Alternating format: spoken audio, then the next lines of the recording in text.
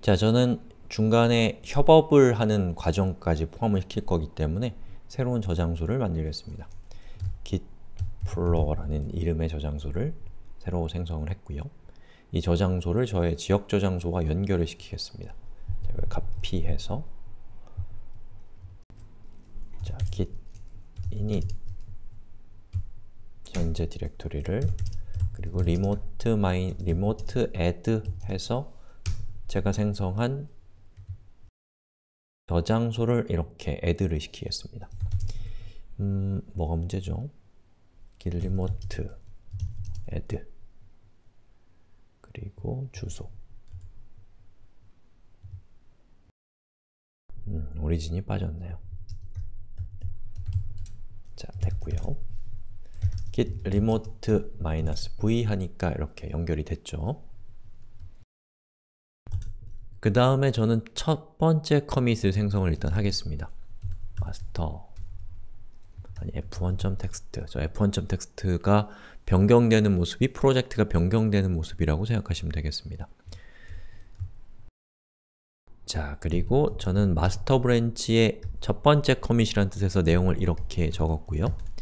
그리고 요것을 git add f1.text git commit -am m만 해도 되지만 그냥 am 그리고 마스터 브랜치의 첫 번째 커밋이란 뜻입니다. 아시죠? 우리 수업에서는 실제 구체적인 코드가 아니라 그냥 파일이 바뀌어 나가는 순서만 보여드리는 거라는 거 그것도 참고해 주시고요. 자, 지금부터 시작하겠습니다. 자, 여기 있는 그림을 보시면 아시겠지만 자, gitflow에서는 보시는 것처럼 마스터와 브랜치라는 두 개의 큰 축을 가지고 있습니다. 그래서 마스터 브랜치는 사용자에게 노출되는 버전들이 마스터 브랜치에만 있고 그리고 내부적인 구현과 관련된 것은 develop branch에서 이루어진다 라고 생각하시고 이 얘기를 들으면 조금 더 이해하기가 좋으실 것 같습니다. 자, 우선 저는 develop branch를 만들 건데 그것은 master branch에서 파생을 시킬 겁니다. git checkout -b develop은 개발하다 라는 뜻이죠. 자, 그렇게 되면 어떤 상태냐면 git decorate 모든 브랜치에 대해서 그래프로 표현을 해주고 한 원라인씩 출력되게 이렇게 했습니다. 자, 마스터 브랜치가 있고 마스터 1이라는 커밋은 마스터 브랜치와 develop 브랜치 모두 체크아웃된 상태다 라는 뜻이죠. 자, 이 상태에서 저는 개발을 진행해 나가겠습니다. 여기에 해당되는 거죠. 일상적 개발이죠. 자, 그래서 f1.text에서 저는 develop 그리고 두 번째 커밋이니까 이렇게 하고 git commit -am develop2 라고 해서 이렇게 커밋을 했습니다. 그러면 이렇게 되죠. 마스터 브랜치는 여기에 머물러 있는 상태고 이제 우리의 develop 브랜치는 새로운 커밋이 만들어진 상태입니다. 이렇게 우리가 작업을 하다가 어떤 기능을 추가해야 되는 새로운 업무가 생겼다 라고 하면 그러면 여기 있는 그림에서 누구에 해당되냐면 바로 여기 있는 요거라든지 이거라든지 이런 것들에 해당됩니다. 이 그림을 봤을 때는 현재 이 사람은 이 작업을 하는 도중에 두 개의 새로운 기능을 추가해야 되는 상황에 있다라는 것을 알 수가 있는 것이죠. 우리는 그 중에서 하나만 하겠습니다. 자, git checkout 그리고 -b 우리가 하려고 하는 건 기능 추가니까 feature 그리고 뒤에다가 여러분이 추가하고자 하는 기능의 이름을 적습니다. 예를 들면 로그인 기능을 적는다.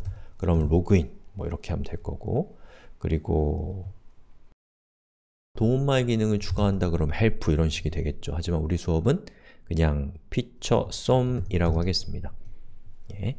그렇게 되면 우리가 새로운 브랜치를 생성한 것이고 바로 이 feature branches에 해당되는 브랜치 하나를 생성한 겁니다.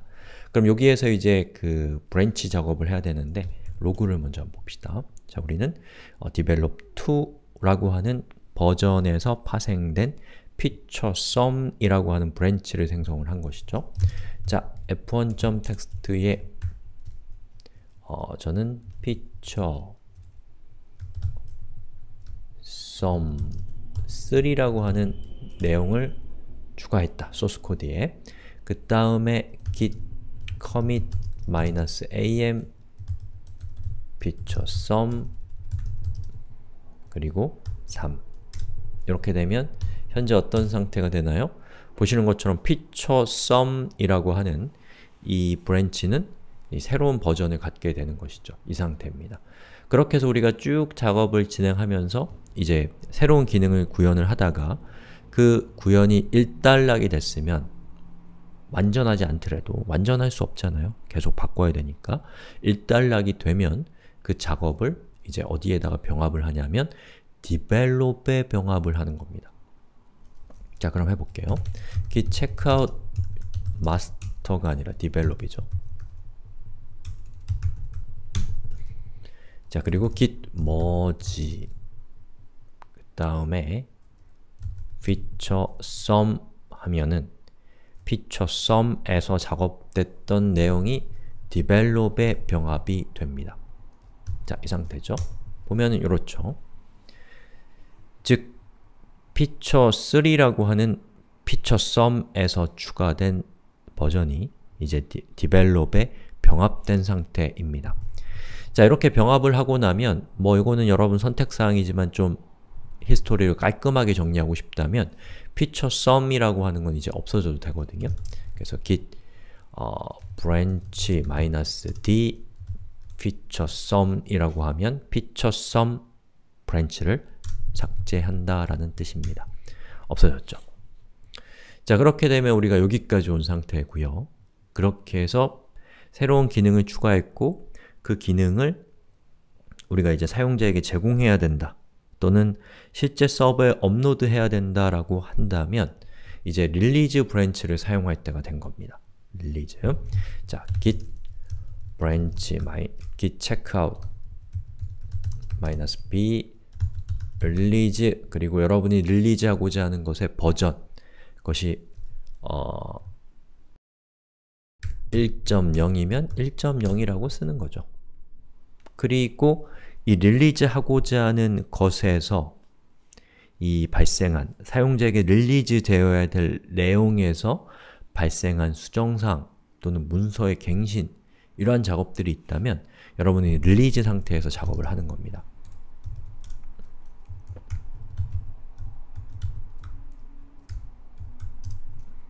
자, 이런 식으로 파일의 코드를 바꿨다고 치고 git commit -am 자, 이런 식으로 하면 현재 이런 상태가 되죠. 즉, 릴리즈가 이렇게 추가된 상태입니다. 자, 그렇게 해서 우리가 릴리즈를 위한 준비가 모두 끝나면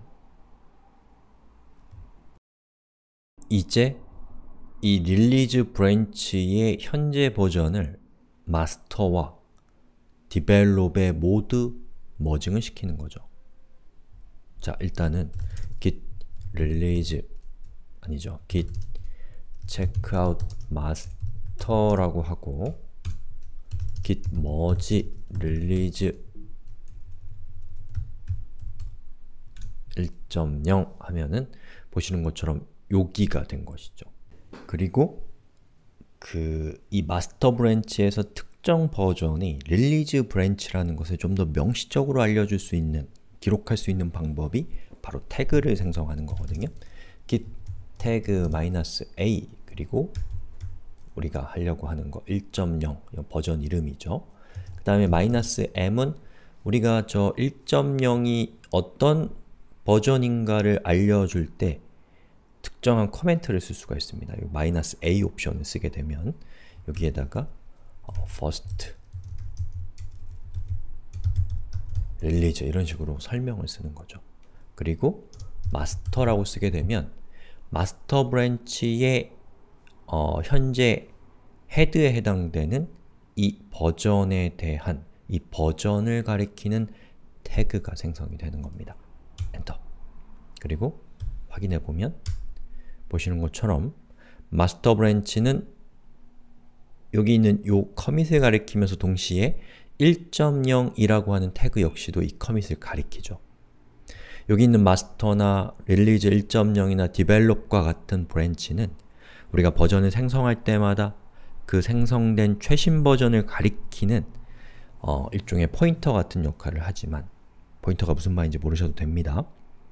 여기 있는 태그 1.0이라는 것은 저걸 지우기 전까지는 언제나 바로 여기 있는 이 커밋을 가리키기 때문에 특정 커밋이 어떠한 의미가 있는가라는 것을 이렇게 기념할 수 있는 그런 커밋 태그입니다. 자, 이렇게 해서 우리가 그 릴리즈에서 변경된 사항까지를 마스터에다가 반영하고 태그로 기록까지 했으면 이제 그것을 사용자에게 다운로드를 받을 수 있도록 하거나 아니면 실제 서버에다가 올려서 서비스를 하거나 하면 되겠죠. 동시에 요 릴리즈에서 있었던 변경사항 등은 당연히 디벨롭 쪽으로도 동기화할 필요가 있기 때문에 우리는 git checkout develop을 하고 git merge 그리고 release 1.0 이렇게 해서 병합하는 작업까지를 같이 해줍니다. 그럼 보시는 것처럼 마스터 브랜치와 디벨롭 브랜치는 이 공통의 다 똑같은 커밋을 가리키게 되니까 두 개는 서로 같은 소스 코드의 상태에 있게 되는 것이죠. 자, 그렇게 우리가 작업을 쭉 진행하다가 긴급하게 수정해야 될 상황이 생기면 이 Gitflow 모델에서는 핫픽스라는 것을 이용합니다. 핫픽스는 뭐 빨리 고친다 뭐 이런 뜻 아닐까요? 예. 자, 그래서 현재 상태에서 핫픽스를 해야 되는 긴급하게 수정해야 될 상황이 발생을 하면 자, 우선 git check out 핫픽스라고 하고 긴급하게 수정해야 될 그 이름을 적거나 아니면 그것이 뭐 GitHub에 이슈 트래커나 이런 데 들어가 있다면 그 이슈의 번호를 적거나 이렇게 하면 되겠죠. 자, 그렇게 한 다음에 -b를 뺐네요. 이렇게 하면 우리가 바로 여기 있는 요 브랜치를 생성을 한 겁니다. 그래서 여기에서 제가 핫픽스 5라고 내용을 추가를 하고 git commit -am 핫픽스 5라고 하고 작업을 끝내면 긴급하게 수정할 사항은 지금 수정이 끝났으니까 이것은 릴리즈와 마찬가지로 디벨롭으로도 가고 마스터로도 가는 겁니다. 해볼게요. git checkout 마스터부터 git merge 핫픽스 sum을 하고 그리고 git tag -a 0.1 그리고 뭘 할까요? -m 핫픽스 sum 이라는 메시지를 적고 그리고 마스터 브랜치의 내용을 태그로 만든다 라고 이렇게 합니다. 자, 그럼 어떤 상태가 되냐면 보시는 것처럼 이 마스터 브랜치와 태그 1.1과 핫픽스 솜이 같은 커밋을 가리키는 것이죠. 그리고 핫픽스에서 변경된 내용은 당연히 디벨롭 쪽으로도 변경을 해야 되기 때문에 git checkout develop 이라고 하고 git merge 핫픽스 sum 이라고 하면 어떤 상태가 되나요? 이런 상태가 되죠. 자, 제가 수업을 만들고 나서 보니까 제가 원격 저장소를 쓰지 않았네요. 그래서 다시 만들까 하다가 생각해보니까 원격 저장소가 돌아가면 수업이 좀 더 복잡해질 것 같아서 그냥 원격 저장소에 대한 얘기는 원론적인 얘기만 말씀드리고 끝내면 될 것 같아요. 자, 여기 있는 요걸 하는 과정에서 언제 풀하고 언제 푸시해야 될 것이냐 라는 거의 가장 큰 대원칙은 자주 한답니다. 여러분이 자주 할수록 다른 사람과의 충돌이 적어지거든요. 그리고 여기서 쭉 내려가다가 여러분이 새로운 브랜치를 만들기 직전에 당연히 풀을 해서 다른 사람이 디벨롭 쪽에 변경한 것이 없는지를 직전에 확인하셔야 될 거고요. 그리고 이렇게 피처 브랜치에서 작업을 쭉 해나가면서 여러분이 작업한 피처 브랜치의 내용을 develop로 머징을 해버리면 그러면 나중에 이 피처의 내용이 필요 없어지면 걔를 develop에서 제거하는 것이 굉장히 어렵기 때문에 그냥 피처 브랜치는 독립된 곳에서 역사를 써나가는 게 좋습니다. 그렇게 해야죠. 예, 그런데 이제 그걸 하는 과정에서 피처 브랜치에 있는 내용과 develop 브랜치에 있는 내용이 같은 곳이 수정되고 있었다고 한다면 나중에 여러분이 이 피처 브랜치의 내용을 develop 브랜치로 병합했을 때 심각한 문제가 생길 수가 있습니다. 그렇기 때문에 그러한 문제를 여러분이 낮추기 위해서는 이 develop 브랜치에서 변경된 사항을 계속해서 피처 브랜치로 가져와서 피처 브랜치는 develop 브랜치의 내용을 가지고 있어야 되고 develop 브랜치는 피처 브랜치의 내용을 가지고 있지 않은 상태가 유지되다가 피처 브랜치의 내용이 끝나면 그때 여러분은 develop 브랜치로 이동해서 피처 브랜치의 내용을 머지 하는 걸 통해서 이 두 개를 동기화를 시키시면 별 문제가 없을 겁니다. 예. 그리고 나머지 것들은 여러분이 릴리즈 브랜치를 생성한 후에 릴리즈 브랜치에서의 변경사항은 여기 그림에도 적혀 있는 것처럼 기다리지 마시고 바로바로 develop 쪽에 반영을 시켜서 이 develop 브랜치를 사용하고 있는 다른 개발자들이 나중에 충돌이 크게 발생하는 문제를 여러분이 낮추시는 게 좋겠죠. 핫픽스도 마찬가지. 핫픽스도 여러분이 핫픽스를 만들고 그리고 바로 develop으로 머징을 한 다음에 그리고 그것을 푸시해서 다른 사람이 동기화할 수 있도록 해줘야 될 거고요. 마스터 브랜치도 마찬가지입니다. 특히나 이제 마스터 브랜치는 사용자에게 최종적으로 노출되는 버전을 모아놓은 것이 마스터 브랜치이기 때문에 어떻게 보면 마스터 브랜치는 그것을 하는 역할을 가지고 있는, 권한을 가지고 있는 사람만이 엄격하게 통제하는 형태로 진행되는 것이 이 협업의 맥락에서는 사고를 줄일 수 있는 이 좋은 방법 중에 하나겠죠. 자, 이렇게 해서 이 기플러를 사용하는 이 방법에 대해서 지금까지 살펴봤습니다.